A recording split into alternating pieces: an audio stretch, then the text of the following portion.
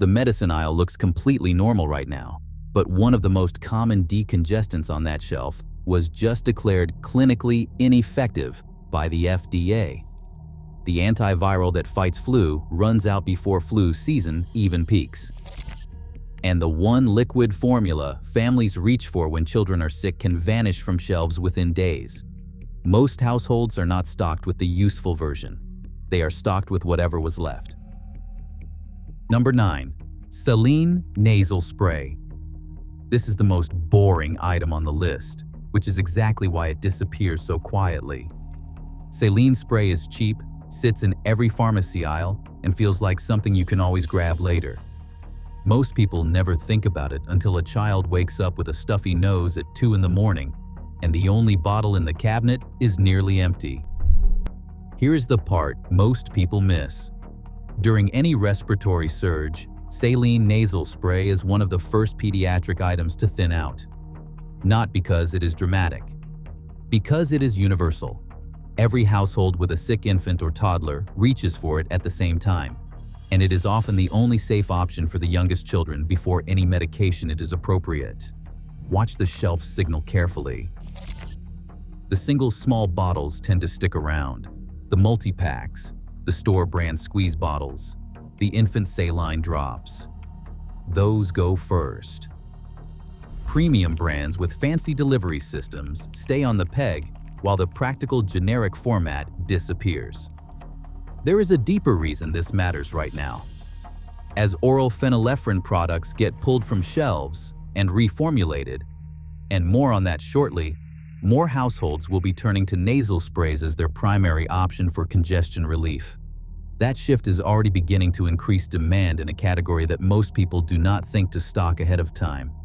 Buy the multi-pack. Buy store brand. Add it to every shopping trip the way you add paper towels. Rotate it. This one is still easy to find, but it is easy to find right up until it is not. Number 8. Oral electrolyte solutions. Pediatric. Picture a child running a fever and keeping nothing down.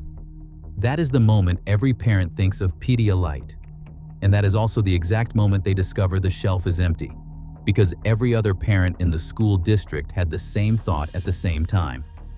Pediatric electrolyte solutions sell out within hours during any regional illness surge. Not because people are hoarding, because thousands of families reach for the same item during the same week, and the automated systems that restock pharmacy shelf are not built to respond that fast. The shelf signal here is predictable. Ready-to-drink bottles in the familiar flavors go before the powder packets. The large variety packs disappear before the single flavor options. Store brand versions often vanish before the name brands because the margins are thinner and the supply is lighter. When those pegs go empty, families fall back on sports drinks that are not formulated for small children, higher sugar, different electrolyte ratios, not what a sick toddler actually needs. This is the invisible category. A healthy household never thinks about it because it never needs it. And then one stomach bug moves through the classroom and it becomes urgent overnight. Keep one ready-to-drink bottle and a box of powder packets on hand. Store brand is fine. Rotate it. The next item is where the shortage gets more serious, because it is not just about hydration, it is about whether illness can be treated at all. Number 7. Children's liquid acetaminophen and ibuprofen. This one already happened. In late 2022, parents across the United States and Canada were calling their pediatricians begging for prescription versions of fever reducers because the OTC shelves were bare. CVS and Walgreens limited purchases to 2 per customer. HHS opened portions of the national stockpile. It was not a one-day disruption. It lasted for months. 3 respiratory viruses overlapped that season: influenza, RSV, and COVID-19.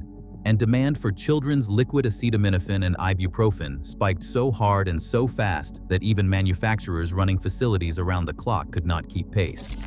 Parents in some areas were told it could be weeks before supply stabilized. The shelf signal when this happens follows a specific pattern. Name brand versions thin first, But the generics follow quickly because demand overwhelms the entire category. Infant drops in the small dropper bottles vanish before children's suspension in larger bottles. The family-size bottles disappear before the single-dose packages. Substitution tags appear on empty pegs. And then, the pegs sit empty with no restock date listed. A child who cannot swallow pills and cannot bring down a fever has nowhere to go except urgent care or the emergency department for symptom management that should have been handleable at home. The calm move is simple. Keep one backup bottle of each. Check the expiration dates every few months. Do not wait for respiratory season to start. This is not about fear. It is about not being forced to drive to 6 pharmacies at midnight. The next item is more surprising because it is not about supply running out. It is about a product being removed from shelves entirely. Number 6. Oral phenylephrine products. Here is something most people walking through the cold and flu aisle do not know. The most common decongestant in the United States. The active ingredient in Sudafed PE, Dayquil, NyQuil Severe, Benadryl Allergy Plus Congestion, and over 700 other products, was voted unanimously ineffective as a nasal decongestant by an FDA advisory panel in September 2023, 16-0. The FDA proposed formal removal in November 2024. CVS proactively stopped selling phenylephrine-only products before the ruling was even finalized. If you have a stuffy nose and you take oral phenylephrine, the FDA panel's conclusion is that it works no better than a placebo. Most shoppers do not read the active ingredient panel. They buy the box they recognize, the one they have always bought, the brand with the familiar color scheme. They do not know the formula may be the same ineffective ingredient it has been for decades, or that it may be reformulated or removed entirely as the FDA's process continues. The shelf signal to watch for: familiar combination products with missing generic equivalents, reduced shelf space for common cold combos, new substitutions appearing where a regular product used to sit. These are the early signs of category reorganization that most people walk right past. A household stocked with phenylephrine-only products for congestion relief may not be stocked with anything that works. That is the quiet version of this shortage. The product is on the shelf. The useful outcome is not. Knowing this now, before the reformulation confusion fully hits the aisles, is the advantage. And understanding it leads directly to the next item, which is the decongestant that actually works. It is just harder to get. Number 5. Pseudoephedrine. It is not missing from the store. It is behind the pharmacy counter. It requires a government-issued ID. The purchase is tracked in a national electronic database. There are quantity limits, and most people have never bought it because they have been buying phenylephrine off the open shelf instead, assuming it was doing the same job. It was not. Pseudoephedrine, the real Sudafed, not Sudafed PE, has been behind the counter since 2006, when federal law restricted access to prevent its use in methamphetamine production. It works. The advisory panel that ruled phenylephrine ineffective said explicitly that pseudoephedrine remains an effective oral decongestant, but because it requires a counter visit with ID and has federal purchase limits, most families do not know it exists as an OTC option, do not know how to ask for it, and certainly have not built any household supply of it. As phenylephrine products disappear or get reformulated, more households are going to figure this out at the same time. Demand for pseudoephedrine will increase.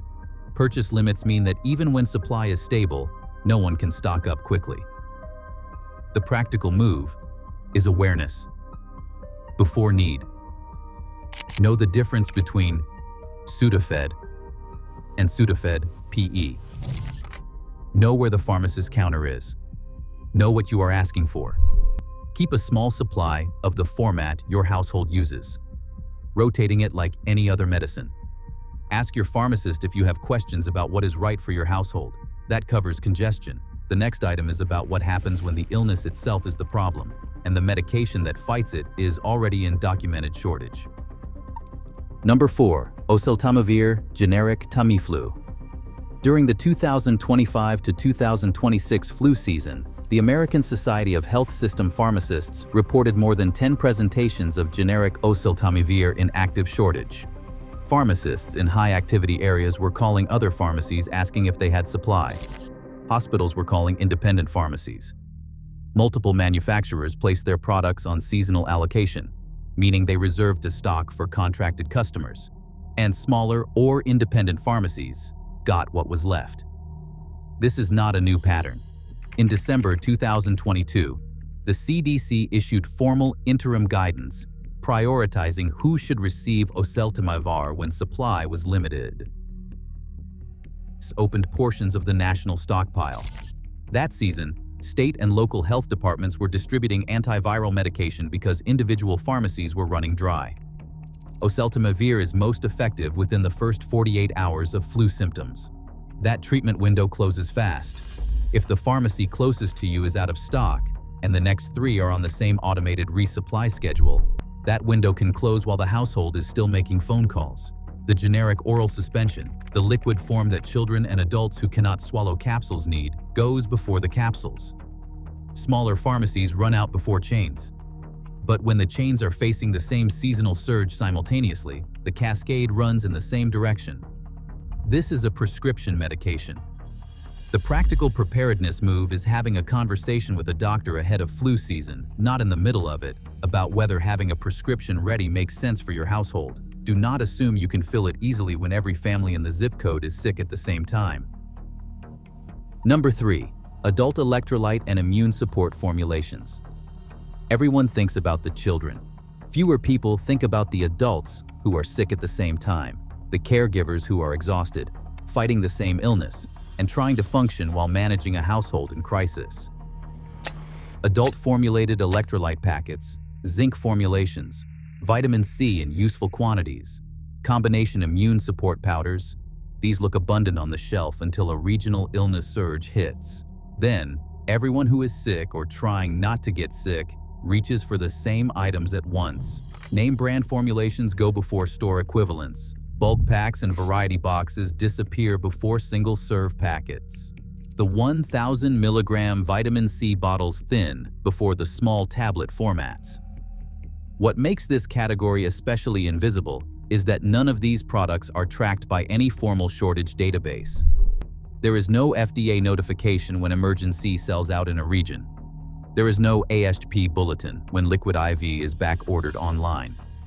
The shelf just quietly empties with no announcement, and the restock depends entirely on how fast the automated ordering system catches up to a demand spike it did not see coming.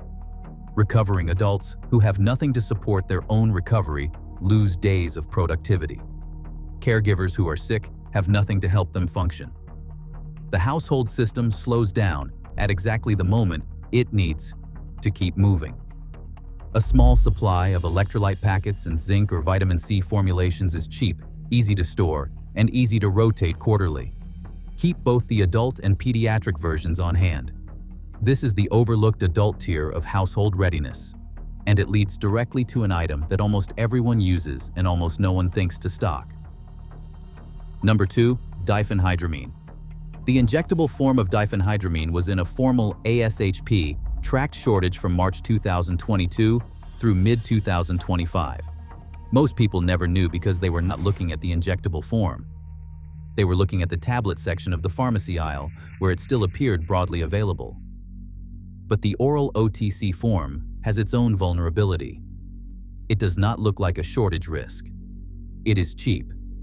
It has been on pharmacy shelves for decades, and it sits in so many different product categories: antihistamine, sleep aid, motion sickness, itch relief, that most households are not even aware how often they reach for it, until one of those formats is missing. The shelf signal is quiet. The large generic bottles, the 50 count, the 100 count, go before the small name brand boxes. Liquid versions and children's chewables thin faster than adult tablets. Multi-symptom products that contain diphenhydramine can sell through entirely before the single ingredient version is even touched. And because pharmacy automated ordering systems run on historical sales data, they do not anticipate the demand spike. The shelf empties. The restock lag runs days to weeks. A large generic bottle of diphenhydramine is genuinely inexpensive. Read the label for age-appropriate guidance and proper storage. Note that it may be inappropriate for older adults. If that applies to household members, check with a healthcare provider. Rotate it. Buy it when it is boring and available, not when the shelf is already half empty and allergy season is at its worst. But number 2 is not the real hidden weak link. Number 1 is the item that makes every other item on this list harder to find, or easier to find, depending on whether the household learned it before or after the shortage began. Number 1. Active ingredient awareness. Most households know what product they use. They do not know what active ingredient it contains. They do not know whether a generic version exists, what it looks like, where it lives on the shelf, or whether the pharmacist behind the counter has an equivalent when the shelf version is gone. That gap is where the real shortage happens. A family drives to the pharmacy. The familiar box is not there. There is no substitution tag. They look at what is around it, do not recognize any of it, and leave empty-handed. What they did not know is that a generic with the identical active ingredient was sitting 2 shelves over, under a name they had never seen, or that the pharmacist had an equivalent behind the counter, or that the useful format still existed, just not in the familiar packaging. Shortages do not always look like empty shelves. They look like brand name versions gone while generics are present but unrecognized. They look like a full aisle that contains the wrong active ingredient, phenylephrine instead of pseudoephedrine, a different formulation than what a doctor recommended, a product that technically exists but does not do what the household needs it to do. Every item in this video depends on this one piece of knowledge. Saline spray, electrolytes, children's fever reducers, antivirals, decongestants, antihistamines. All of them are easier to find, easier to substitute, and easier to stock correctly when a household knows the active ingredient, not just the brand name. The practical move takes 10 minutes. Write down the OTC medications your household actually uses. Look at the label. Find the active ingredient. Search whether a generic version exists and what it is called. Note whether any of them require a pharmacy counter visit.